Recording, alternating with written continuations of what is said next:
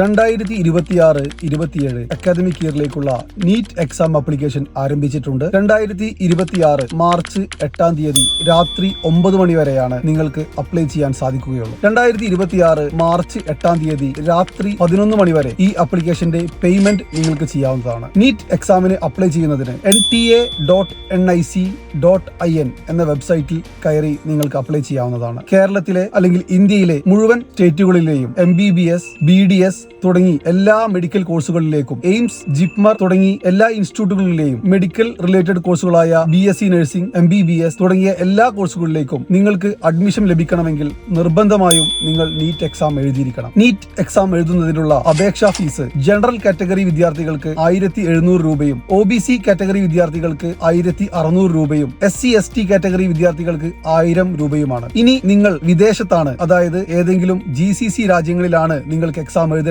നിങ്ങൾ അടയ്ക്കേണ്ട ഫീസ് 9500 രൂപയാണ്. കഴിഞ്ഞ വർഷത്തെ പോലെ തന്നെ എല്ലാ GCC രാജ്യങ്ങളിലും നിങ്ങൾക്ക് എക്സാം എഴുതാവുന്നതാണ്. എക്സാം നടക്കുന്നത് മെയ് മാസം 3 തീയതി ഉച്ചക്ക് 2 മണി മുതൽ 5 മണി വരെയാണ്. അപ്പോൾ ഇന്ത്യയിൽ MBBS-നോ അനുബന്ധ കോഴ്സുകൾക്കോ അഡ്മിഷൻ തേടാൻ ആഗ്രഹിക്കുന്ന മുഴുവൻ വിദ്യാർത്ഥികളും എത്രയും പെട്ടെന്ന് നാഷണൽ ടെസ്റ്റിംഗ് ഏജൻസി അതായത് NTA വെബ്സൈറ്റിൽ കയറി നീറ്റിന് എത്രയും പെട്ടെന്ന് അപേക്ഷ സമർപ്പിക്കേണ്ടതാണ്.